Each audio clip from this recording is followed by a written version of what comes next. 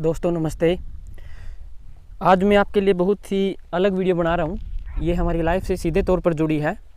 आज मैं आपको हमारे खेत की सैर करवाने आया हूँ। ये हमने 2 किले यहाँ पर कॉटन के लगाए हैं। आपके सामने देख रहे होंगे, ये लगभग 2 महीने की होने को है और बहुत ही ब्यूटीफुल तरीके से आप देख पा रहे होंगे कितनी अच्छी तरह से इसकी हेल्थ है। आपको अंदाज़ा लग रहा होगा इसकी चमक से। और हम इसके अंदर अभी नुलाई गुडाई कर रहे हैं हल के साथ, 2 बैलों के साथ। मेरे बड़े भाई यहाँ पर लगे हुए हैं और हमने पहले तो इसको हाथ के साथ, कसोलों के साथ सुबह शाम खोदा था, लेकिन बाद में जब ज़मीन करड़ी हो जाती है यानी कि कठोर हो जाती है तो उसके बाद हल का प्रयोग करना पड़ता है। तो आपके सामने ये हमारे 2 बैल हैं और ये मेरे बड़े भाई, ये देखिएगा कितनी अच्छी तरीके से यहाँ पर हल जोत रहे हैं। और इसके अंदर आप देख पा रहे होंगे कि पूरे का पूरा जो मिट्टी है उसको कितना अच्छी तरीके से ये उखाड़ रहा है हल, और सारे का सारा जो खरपतवार है उसको उखाड़ कर फेंक देता है, जिससे फसल को उसकी ताकत और उसका जो मल्टी न्यूट्रिशंस हैं ज़मीन के अंदर जितने भी तत्व हैं उनको लेने में आसानी हो जाती है और इसकी बढ़वार भी इससे बहुत जल्दी होना शुरू हो जाती है। तो मैं आपको यहाँ पर पूरी की पूरी जानकारी दूंगा कि कितने महीने में आपकी ये फसल होकर तैयार हो जाती है, कितना इसका प्रोडक्शन होता है। डियर एस्पिरेंट्स, आपका जो खेती करने का तरीका है वो ट्रेडिशनली ये है कि आप मैनुअली वर्क कीजिए और जितने आपके पास रिसोर्सेज अवेलेबल है उनको एफिशिएंटली यूज़ करके आपकी कॉस्ट को मिनिमाइजेशन कीजिए। कॉस्ट मिनिमम होगा तो आपको ये पता है कि प्रॉफिट मैक्सिमम तभी होगा जब आपकी कॉस्ट मिनिमम होगी। आपका जो एमएसपी है या कोई प्राइस है उसको अप करके आप कभी भी धनवान नहीं बन सकते। आपकी प्रोडक्शन ही आपकी इनकम है। तो आप अगर प्रोडक्शन एफिशिएंटली यूज़ करके रिसोर्सेज का बढ़ाओगे तो तब जाके आपकी इनकम बढ़ेगी, ना कि आपके प्राइस बढ़ने से। तो रियल आउटपुट यानी कि प्रोडक्शन को बढ़ाने की कोशिश कीजिए और वो तभी आएगी जब आप अच्छी तरह से फसल से जुड़े रहोगे और काम करोगे।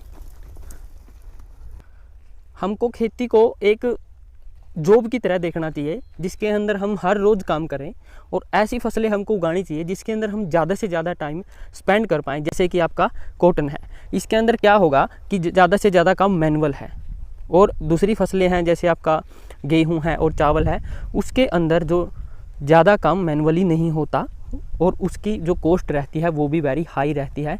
इस करके हमको ऐसी फसलें जिनके रेट भी हाई हों और मैनुअली वर्क भी हो, तो मार्जिनल किसानों के लिए सबसे रामबाण इलाज है उनकी इनकम को बढ़ाने का।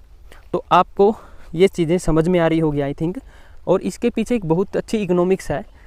तो अगर आप पूरा कैलकुलेट करोगे चीज़ों को तो आपको ये जो खेती करने का ट्रेडिशनल स्टाइल है ये काफ़ी फ़ायदेमंद लगेगा।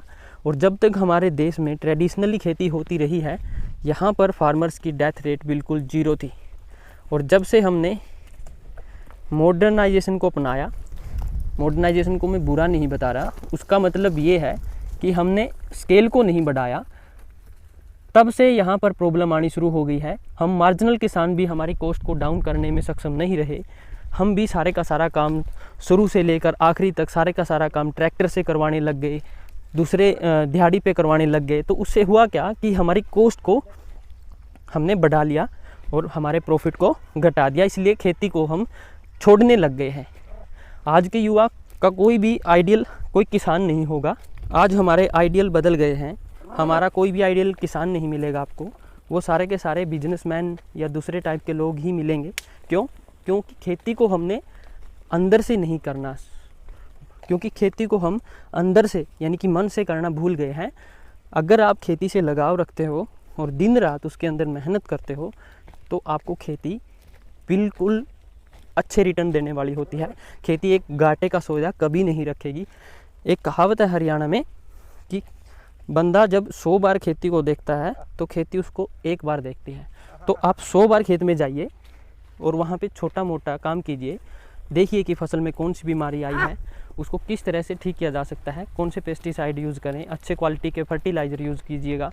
और आप थोड़े से कॉस्ट के साथ ही खुद स्प्रे कीजिएगा खेत में, खुद चीज़ों को निरीक्षण कीजिएगा। किसान अपनी फसल का खुद डॉक्टर बनता है, खुद डॉक्टर होता है। सबसे बड़ा डॉक्टर किसान ही होता है, ऐसा बताया जाता है। हमारे पूर्वज भी कहते आए हैं। वो इसलिए है क्योंकि वो सारा का सारा दिन खेत में काम करते थे, खेत में ज़मीन से जुड़े थे और उनको पता था कि ये बीमारी आई है पर्टिकुलर, तो इस बीमारी में आपको क्या करना है।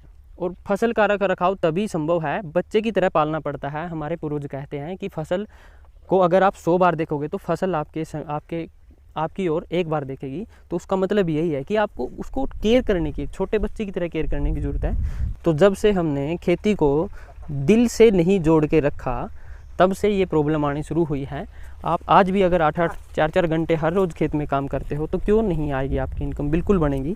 तो हम 2 किले में लगभग यहाँ पर 1,20,000 के करीब टोटल इनकम रख लेते हैं 6 महीने की।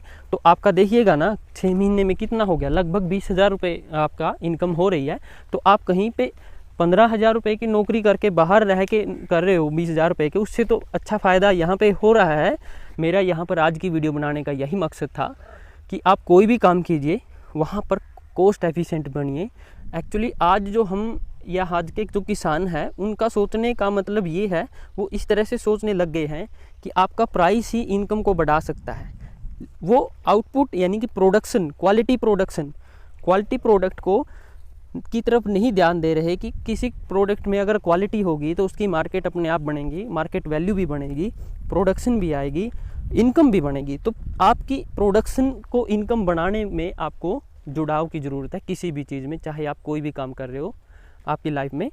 तो मैं अंत में यही कहना चाहूँगा आप सभी से कि जो भी आप काम करो वहाँ पर कॉस्ट एफिशिएंट बनो, इकोनॉमिकली सोचो कि आपका जो वैल्यू है वो आपके प्रोडक्ट से है, आपके काम से है, आपकी एफिशिएंसी है, ना कि उसके प्राइस से। ठीक है, तो आपका प्रोडक्ट इतना अच्छा होना चाहिए, इतना उसके अंदर एफिशिएंसी होनी चाहिए कि वो कोई भी व्यक्ति अगर उसको ख़रीदता है तो बार बार उसको यूज़ करे, तो आपकी मार्केट हमेशा बनी रहेगी। आप कभी भी ऑब्सोलेट नहीं होगे, आप कभी भी मार्केट फेलियर का शिकार नहीं होगे।